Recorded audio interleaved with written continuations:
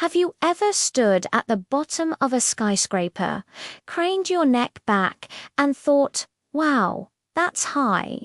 Now imagine looking at the tallest building in the entire world, the Burj Khalifa in Dubai, and thinking, I'm going to climb that. Sounds insane, right? Well, for one man, that's exactly what he did. Today, we're talking about the real-life Spider-Man, Alan Robert, and his mind-boggling ascent of the 828-meter-tall Burj Khalifa. This wasn't just some daredevil stunt on a random Tuesday. Alan Robert, also known as the French Spider-Man, is a legend in the world of urban climbing. For decades, he's scaled some of the most iconic structures on Earth, from the Eiffel Tower to the Sydney Opera House. But the Burj Khalifa was different. It was the ultimate prize, the Mount Everest of skyscrapers. And unlike many of his previous climbs, this one was actually legal.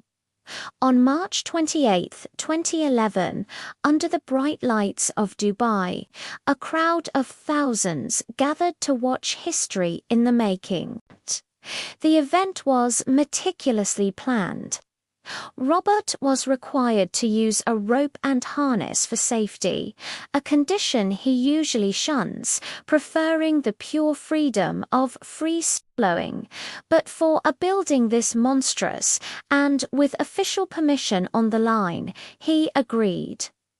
The world watched, holding its breath. So how do you even start to climb something like that?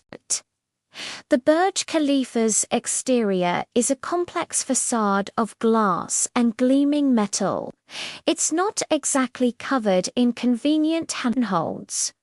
Robert had to rely on the tiny ledges and grooves of the window-washing tracks and the building's metallic frame. Imagine inching your way up, your fingers and toes gripping onto surfaces barely wider than a coin, with nothing but 800 meters of air below you. The climb began as the sun started to set, casting long shadows across the city. The initial pace was steady. Robert, with his decades of experience, moved with a fluid, almost rhythmic grace. He made it look easy, like he was born to do this. But as he ascended higher and higher, the challenges mounted. The desert wind, which can be unpredictable and fierce at such altitudes, began to pick up. A strong gust at that height could be disastrous, threatening to peel him right off the building's face. He had to fight against fatigue, muscle burn, and the sheer mental pressure of the task. Think about the concentration required. One wrong move, one moment of lost focus, and it's all over. Every grip had to be perfect, every foothold secure. He was in a vertical world, a tiny speck against a colossal structure of glass and steel. Onlookers on the ground became smaller and smaller until they were just a blurry mass of lights. Hours ticked by. He climbed through dusk and into the night. The spotlights trained on him created an eerie, dramatic scene. For Robert, it was a solitary journey against the vertical giant. He couldn't just stop for a break whenever he wanted. He had to find secure positions to rest, conserving energy for the grueling final push. The physical toll is immense, but the psychological battle is arguably even tougher. He was literally hanging between the sky and the ground, a place where humans are not meant to be. The climb took over 6 hours. 6 hours of non-stop high-stakes vertical ballet. As he neared the top, the anticipation in the crowd below was electric. Every meter he gained was a victory.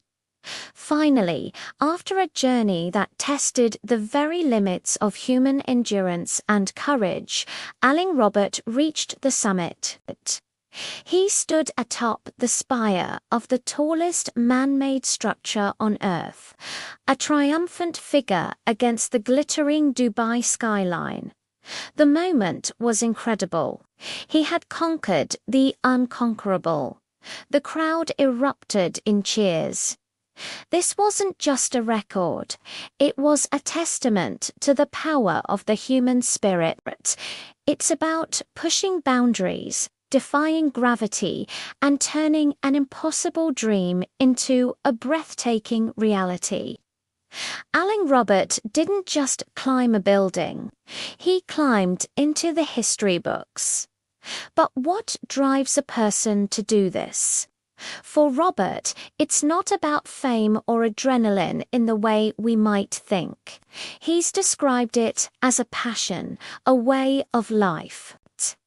It's his way of feeling alive, of connecting with his environment in the most profound way possible. Since he was a young boy, he's been climbing. He says that when he's on a wall, all his fears and worries disappear. There is only the climb. It's a form of meditation, a state of pure focus. His climbs, many of which are done without permission, often carry a message. He's climbed to raise awareness for various causes, using the world's attention to highlight important issues.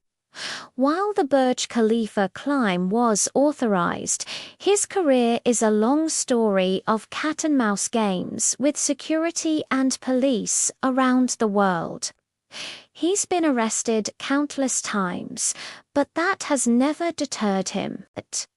The story of Aling Robert and the Burj Khalifa is more than just an extreme sports feat.